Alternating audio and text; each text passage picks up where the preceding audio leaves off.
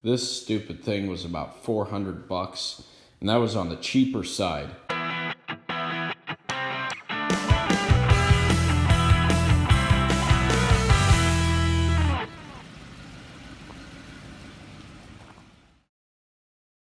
Hey guys, I thought I'd show you my project I'm doing. Now that I own this vehicle, I've decided to go ahead and start fixing things one at a time. And one of the first things I'm going to have to fix, because my sister's going to use this vehicle to haul some horses around and tow a horse trailer all over the place, is the fuel level sensor and the fuel pickup screen, whatever you want to call it. For those of you who are familiar with the fuel tanks and the fuel pickups on these 7.3 diesels, well, and I guess it could be the 6.0s, I don't know. But anyway, Ford trucks, the older Ford diesel trucks, they had a lot of problems with this little pickup here coming apart, basically. Getting brittle, coming apart, and eventually, I guess, coming off completely.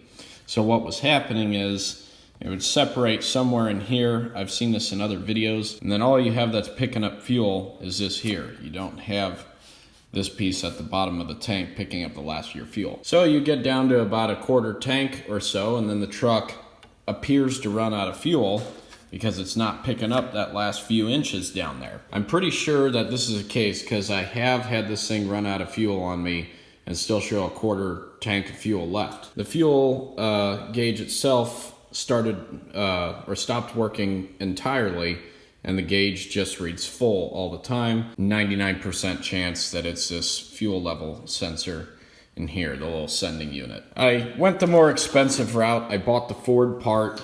This was a hard part to find, and it was not cheap. This stupid thing was about 400 bucks, and that was on the cheaper side. It's a part that I found. I wanted to use a Ford part. It's expensive, but I know it's gonna fit. I know it's gonna work.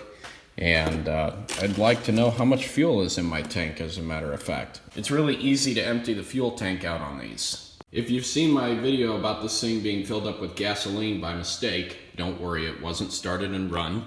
We caught it in time. It's really easy to hotwire, so to speak, the fuel pump. Right up there is the fuel pump. You can see that little red jumper wire going to the fuel pump. All you do is connect that jumper wire to the battery positive, and the fuel pump will run continuously.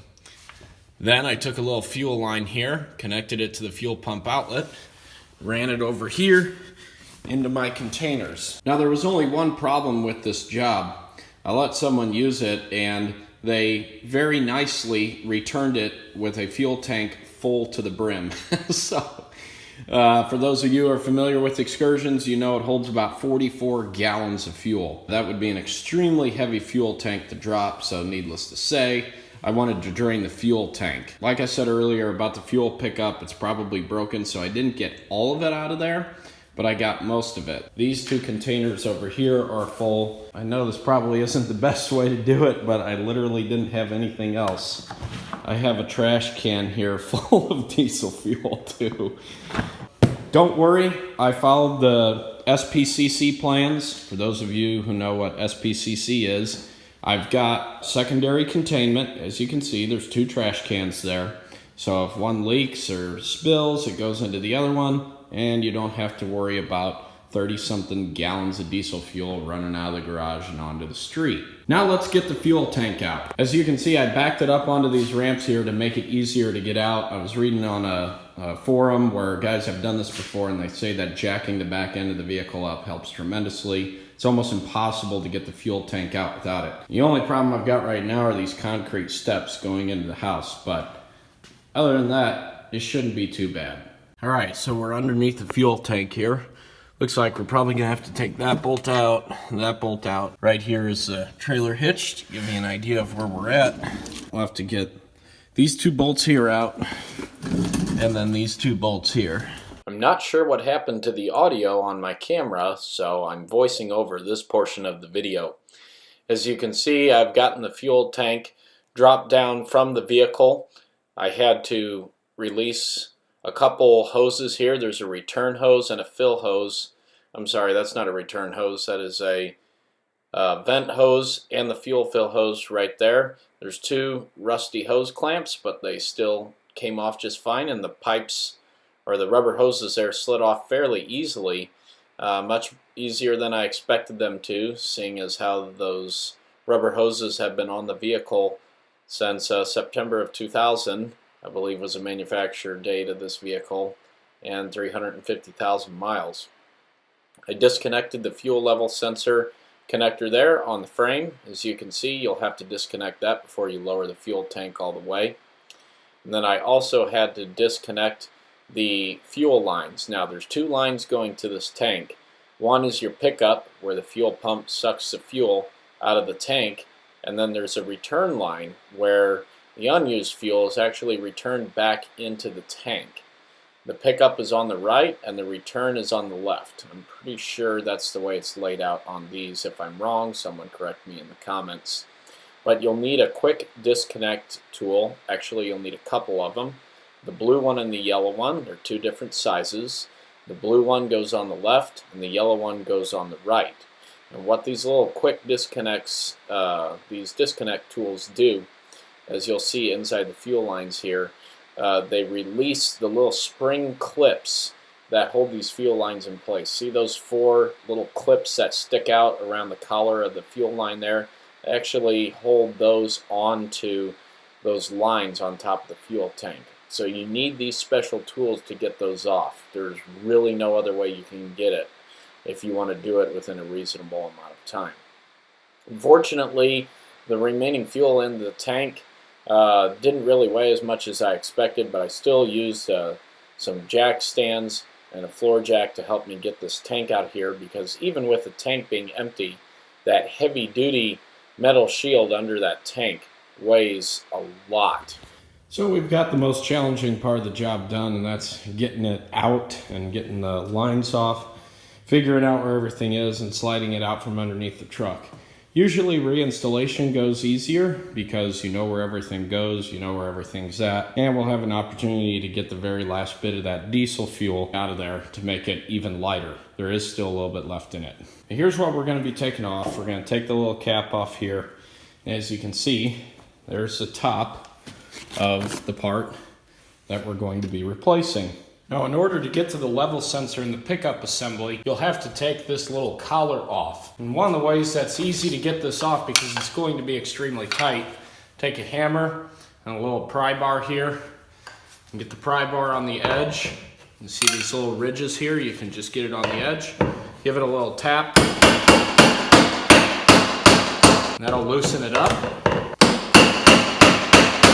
And then eventually get to the point where you can take it off by hand the rest of the way. Out comes the old assembly. Now, as you can see, just as we predicted, it's broke off. That's why the truck was running out of fuel, around a quarter tank or so. Like I said, I'm just replacing the whole entire thing. But there it is, the level sensor right here, and the broken pickup tube right here. So I thought I'd give you a little look inside the fuel tank here. As you can see, there's all the broken pieces. There's the screen, all the plastic pieces just sitting around in there. So I'll have to clean those out and get everything out of there. So what I've got going on here is I'm siphoning the remaining diesel fuel out of the fuel tank and into these last two jugs here. So you can see I got the fuel line running in there, and then it goes down in there, and I've got a couple blocks of wood under the fuel tank here to get all the fuel to run that way, and I put it up on the lift here and raised it up so that way we'd get gravity siphoning the fuel down into these tanks here.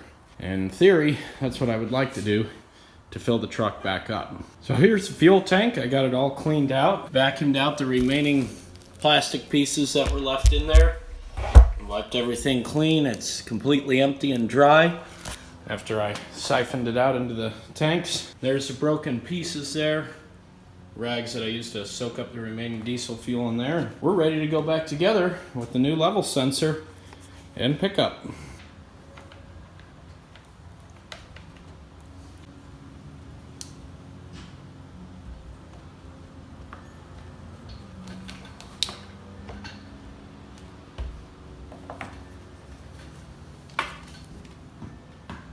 Now there are little notches here and on the fuel tank.